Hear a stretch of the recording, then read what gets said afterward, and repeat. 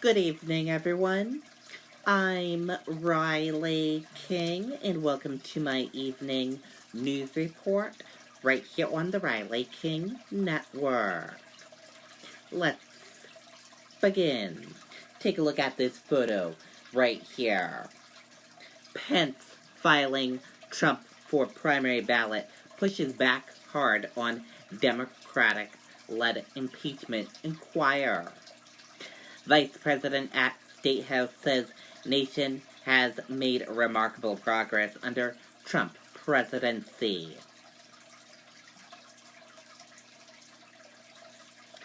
Vice President Mike Pence visiting the New Hampshire State House to file President Donald Trump's candidacy for the upcoming first-in-the-nation primary pushes back hard Thursday on the Democratic-led impeachment inquiry in Washington. Pence told New Hampshire reporters that there was no quid pro quo and Trump did nothing wrong in his July call with Ukraine president, a call that prompted the impeachment inquiry authorized by Democrat House Speaker Nancy Pelosi and a partisan House vote last week. Pence also rejected reports that an anonymous White House official in a new book soon to be released writes that Pence would have supported an effort to remove Trump from office through the 25th Amendment out of concern for his mental stability. Pence denied the claim, calling it appealing, and said that if there really is such a White House official who opposed Trump, he or she should resign. As Pence's aide, Jennifer Williams, testified before the House Intelligence Committee Thursday on the Ukraine conversation, the vice president said in Concord that any discussion he personally held with were in the national interest and appropriate.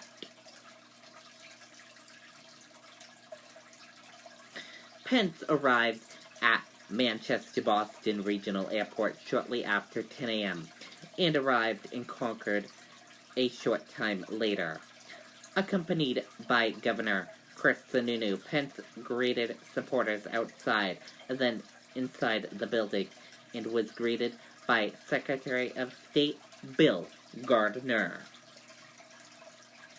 As Pence presented Gardner with declaration of candidacy signed by Trump and the required $1,000 filing fee in a bank check, looking on where top New Hampshire Trump supporters Cory Landusky, New Hampshire Republican Party Chair Steve Stefanik, and Trump campaign co-chair Louis Garlia and State Rep Fred Docknet and Al Balladorso.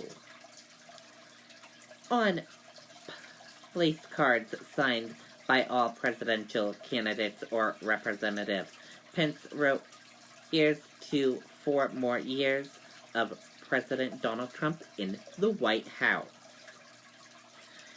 Pence spoke later at a politics and exhibit at New Hampshire Institute of Politics, hurdling the Trump administration's record on the economy and on building the nation's military. See the full video below in this article. We will share the link with you on the Riley King Network Facebook page. On their way from Concord to the institution, Pence and Sununu made an unscheduled stop at the Parroting Backroom Restaurant in Manchester, a popular stop for political figures that's owned by first-term Democrat U.S. Rep. Chris Pappas, who ironically has supported the impeachment inquiry. According to Media Pool report, Pence and Sununu took off their jackets and greeted the restaurant employees. They joked about the restaurant's famous chicken tenders, and Sununu ordered a pound to go. Pence and Sununu then made their way around the restaurant, stopping to chat with diners, including a group of military service men. He then motorcade to Boston for a private event and was scheduled to depart from Logan Airport. 2016 primary win. 4 years ago, then candidate and private citizen Trump filed on his own behalf for the primary. Now Trump embroiled in controversy as a Democrat-led impeachment inquiry enchant up on Capitol Hill sent his running mate to New Hampshire, a state he often called one of his favorites and the site of his first win. The president won the 2016 New Hampshire Republican primary by a margin of 35% to 16% over the former Ohio Governor John Kasich, who credentially was also making a return visit to the state with a stop at University of New Hampshire on Thursday. Pence cited extraordinary results on the Trump presidency. Pence cited the lowest ever African American and Hispanic American unemployment rates and a 65-year unemployment low for women. He said the Trump administration has rebuilt the military, restored an era of democracy, and he praised the incredible courage shown by special forces involved in the military operations to kill the ISIS leader. As Pence got up to leave the meeting with reporters, a WMUR reporter asked him if he'll return to the state house in 4 years to file his own name as a presidential candidate. Pence said with a smile, "I'll keep you posted."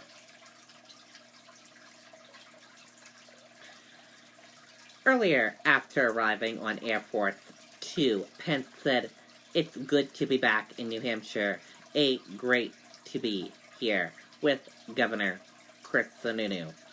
But it is such a privilege for me as Vice President to come to New Hampshire today and place the name of Donald J. Trump back on the Republican primary ballot in the first-in-the-nation primary here in New Hampshire."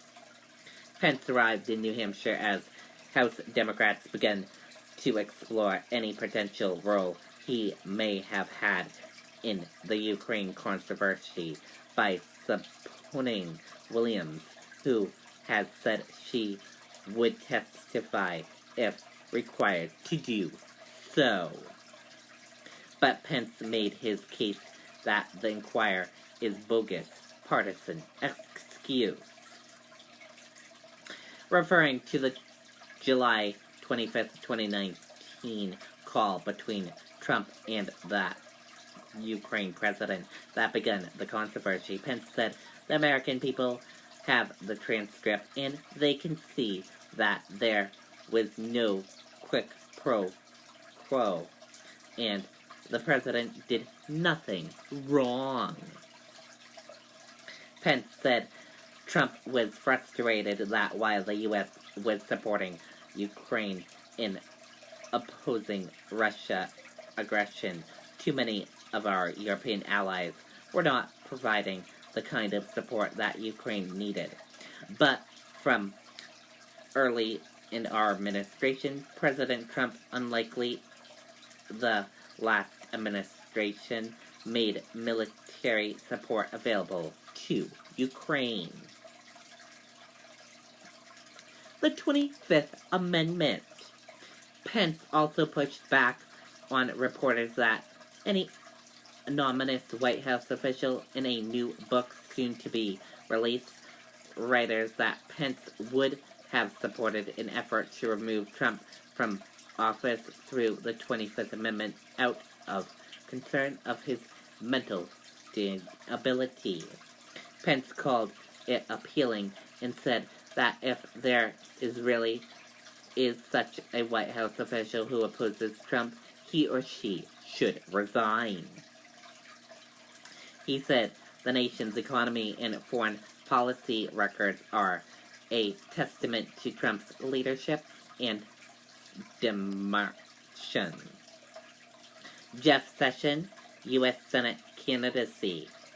Former Attorney General Jeff Sessions is about to announce his candidacy to once again represent Alabama in the U.S. Senate. Trump effectively fired Sessions from his top administration post a year ago after Sessions rescued himself from the Russia investigation. Trump and Pence have been actively supporting Republican candidates throughout the country, but Trump has reportedly made it clear he would oppose Sessions, who is in a competitive GOP primary that includes former Alabama Supreme Court Justice Roy Moore, who lost to Democrat Doug Jones last year. Pence said only that will let the people of Alabama make those decisions. And that is it for my evening news report right here on the Riley King Network. I hope you all have a great rest of your evening, and I'll see you back here tomorrow for another news report. Good night and bye, everyone.